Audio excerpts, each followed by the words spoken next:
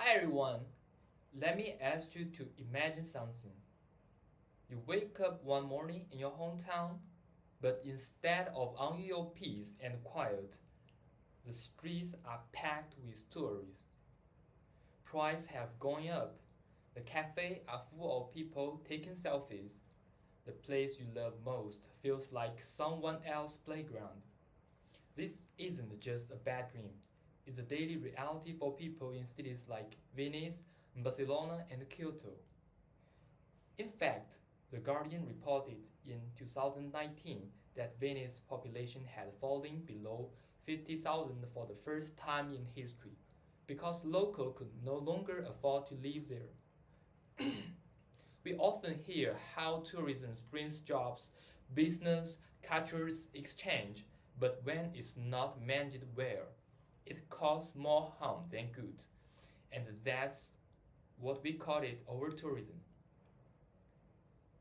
While working on the speech, I read research articles, case studies, and reports from the UN and global tourism bodies. I also care deeply about the sustainability and how we, as travelers and global citizens, affect the world we explore. So here's what I want to prove today. Over-tourism harms the environment, damages local communities, and even worsens the tourist experience. So, over-tourism should be prevented. I'll first explain the main problem, then share global situations that are already working, and finally show you why sustainable tourism is a win-win for everyone. The point 1. The problem. Over-tourism hurts everyone. Let's begin the environment damage. In Thailand, the Maya Bay, famous for the movie The Beach, was closed in 2018 after over 5,000 tourists a day destroyed nearly 80 of the coral reef, according to the Hanazis and Wolves in the Journal of the Sustainable Tourism. The closure was essential for marine recovery. Now the cultural impact in cities like Barcelona, researchers Mike Neer and Bionicis found the local traditional and neighborhood identities are being replaced by tourism, focused business.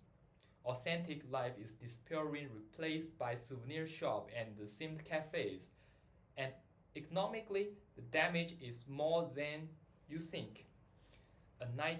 A 2019 report by UNTO found in Croatia the tourism went foreign cruise companies, and it was crowd street. The economic benefits of tourism often don't reach communities who need them most. So let's be clear, over-tourism isn't just inconvenient, it's destructive. The point 2, the solution. What's working around the world? But here's the good news. Some places are taking action and it's working. Take Amsterdam. In 2020, the city suspended short-term rentals in some districts and introduced a higher tourist tax. According to Draghi and Gimojis, this helped reduce tourist pressure and improve housing access for residents. Or MAJIAJU, because in Peru, they introduced a time ticketing system. The UN reported overcrowding dropped 30% in the first year. Technology helps too. In Kyoto, the city's authorities for the real-time map to how tourism, which areas are busy, and suggest quicker alternatives. This approach, detailed by Chen and Liu in Sustainable Cities and Society, improves crowd management and protects heritage sites. And then, here's people power. In Malacca, Spain, local residents launched a campaign to limit cruise ship traffic. As a result, port of now 1 cruise ship per day.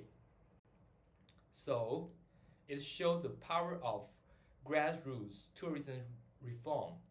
Another great example is in Captain Responsible Tourism Program, Good Wins. reported that these initiatives doubled participation in community-based tourism and raised awareness about sustainability among both tourists and business. The point 3, the benefits. Everyone wins.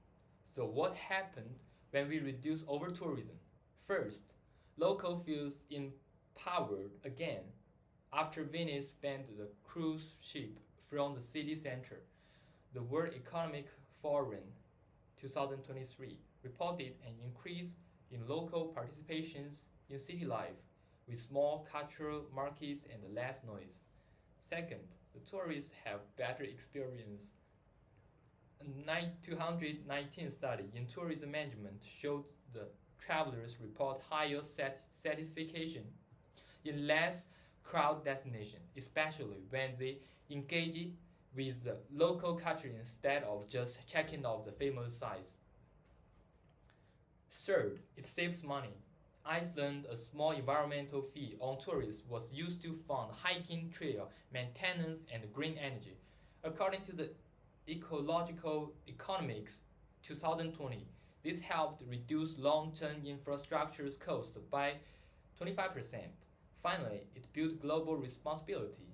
The UNWTO 2022 said it perfectly. Tourism should not be an extraction industry, but a partnership between visitors and the visited. That's the kind of travel we need more of.